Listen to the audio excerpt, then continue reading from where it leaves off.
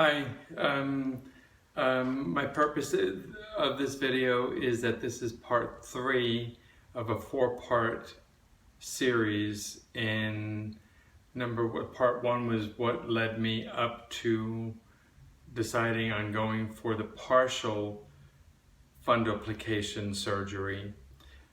That was part 1. Part 2 of this series was 3 days after I had the surgery, and now part 3 is a full week after surgery, and then I'm going to wait for part 4 for 2 weeks after surgery, and I don't think I'm going to need to do any more update after that. But my purpose is to, have people be able to look at something and get other people's experiences, so you kind of know what to anticipate, and if your healing goes like mine did, or does, or is. Anyway, it is day 7 for me, and it is getting a little bit easier to eat. I'm still on clear liquids.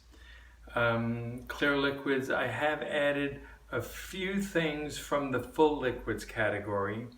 I've added to my diet maybe 3 teaspoons of yogurt mixed in with cubed up Jello, and I kind of mix that together because just the yogurt by itself was a little bit too thick for me to eat, and so I'm eating that.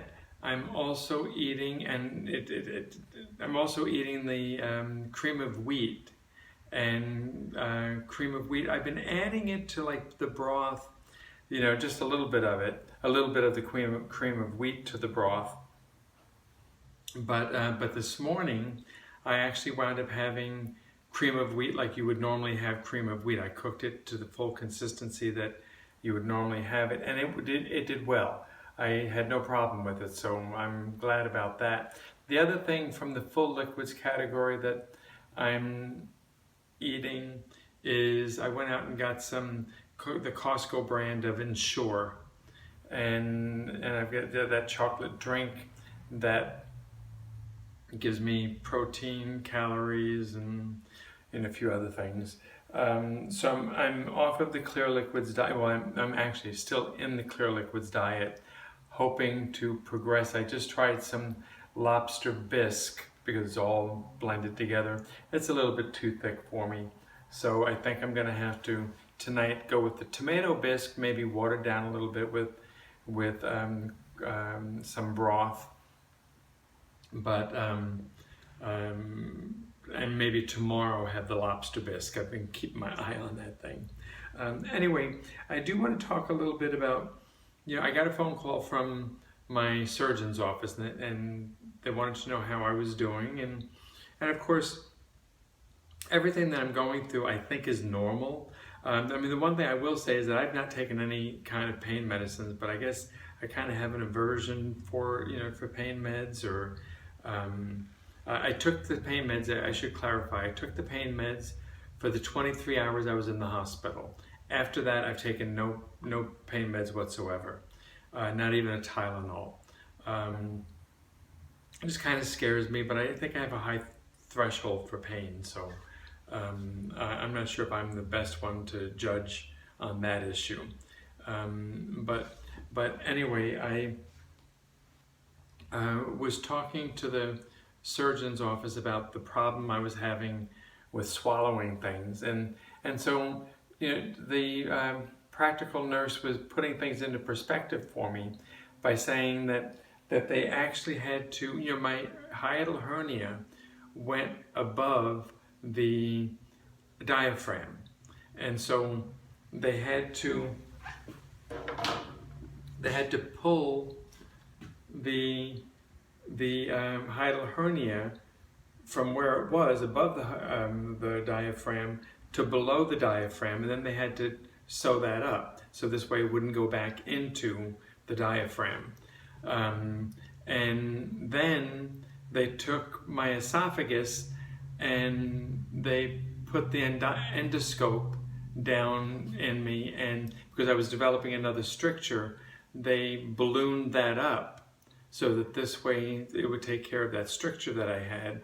And then after they did that, then they took part of my stomach and the top part of the stomach and wrapped it partially around the esophagus, because I went for the partial fundoplication rather than the full fundoplication. It went around part way. I don't know how far part way, if it went 3/4 of the way or what. But then they had to stitch that up on both sides where it was attached to the esophagus. So what they told me from the surgeon's office is that my esophagus has just gone through a lot of trauma. And because of the trauma, it's swelled up, and because of the swelling, it's causing problems swallowing and anyway, so all that is normal. One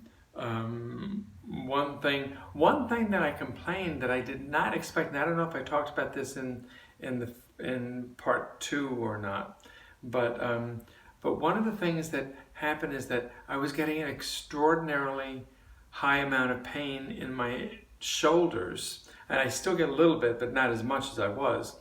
I was getting a lot of pain in my shoulders when I hiccuped or coughed or put pressure, and what they told me is that in one of those holes that I had, they pumped me up with carbon dioxide, and the carbon dioxide allowed them to move around more easily once I was bloated up. It allowed them to move more freely and do the work that they needed to do in there, and that the pain was kind of caused by the carbon dioxide, because it was the carbon dioxide that had not yet gone out of my body, but it was pushing it up against the diaphragm. And they said that the diaphragm, has some nerves that are connected to the shoulders, and that I wasn't really feeling the pain in the shoulders, but I was feeling the pain and the pressure from the diaphragm, and it was just radiating up to make me think that the pain was coming from the shoulders. But it was very interesting. I did not expect that, and it was very painful. I still didn't take, except for in the hospital, I still didn't take any meds for it. We'll look at a couple of my notes. And there was a little bit of confusion, by the way. On my discharge notes, the discharge note said that I should stop taking my PPI. I was taking twice the high dose that was allowed for this, and so I was very happy to get off of the meds, and then during my follow-up phone call, I mentioned, they said to me, well, you're still taking the PPIs, and I said, no, I'm not taking the PPIs because I was told on the discharge notes not to take it. They researched it, and in fact I was right, in that they mistakenly told me to stop taking it. So for the first 3 days I wasn't taking any PPIs at all. For the last 4 days I have been taking 1 PPI a day, not twice like I normally was taking it. And what I was told is that the normal protocol is that about 6 weeks down the line, then the surgeon will start weaning me off of the PPI. And that was just part of the treatment. But that if I stopped abruptly, that I could get acid reflux again, because it should be gradually taken away. And I do want to say that it's amazing to me, absolutely amazing, but since the surgery, I've had 0 episodes of any kind of heartburn, acid reflux, whatever you might want to call it. I have not had to take a TUM or anything. And my mind thinks that I still can't eat oranges and things like that. because for so many years it gave me heartburn, and so I just avoided it. And to think that I can actually maybe eat those things, those offending foods now, is just kind of amazing as well. Of course, I want to do it gradually and easily, but anyway, so let's see, pinch the shoulders.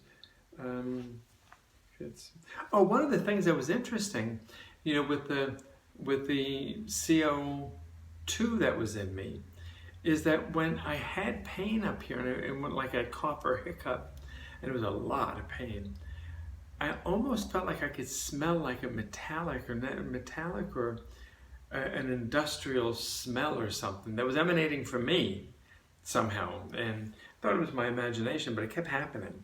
So knowing that this is dissipating from me, I'm wondering if there's a correlation there. The last thing I want to say is that one of the things that I've been told is that I may have trouble belching, and then those belching, and I guess it's a common complaint. And since you feel like you want to belch but you can't belch, that air winds up going through your system. And I can tell you, the other night it was like a symphony, being played in my stomach.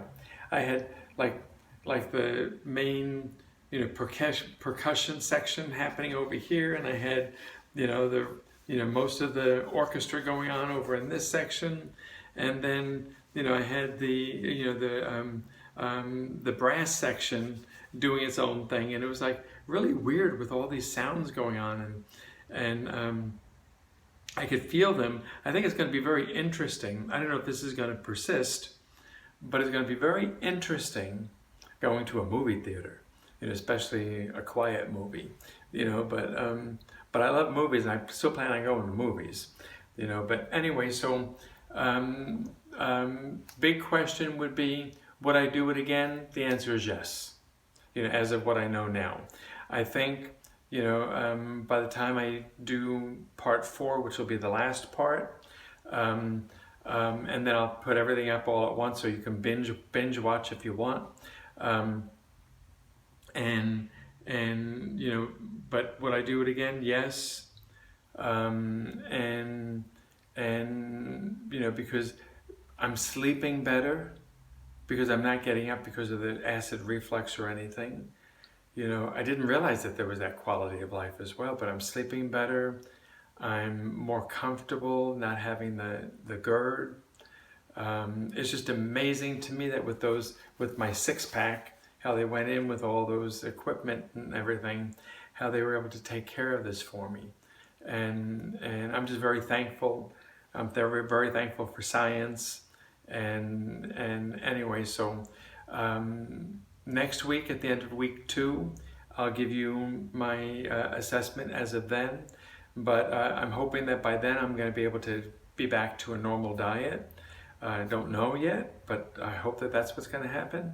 And anyway, good luck to you, and hope this third part of the video series helps you make your decision, or helps you along with the decision you already made. All right, thanks a lot.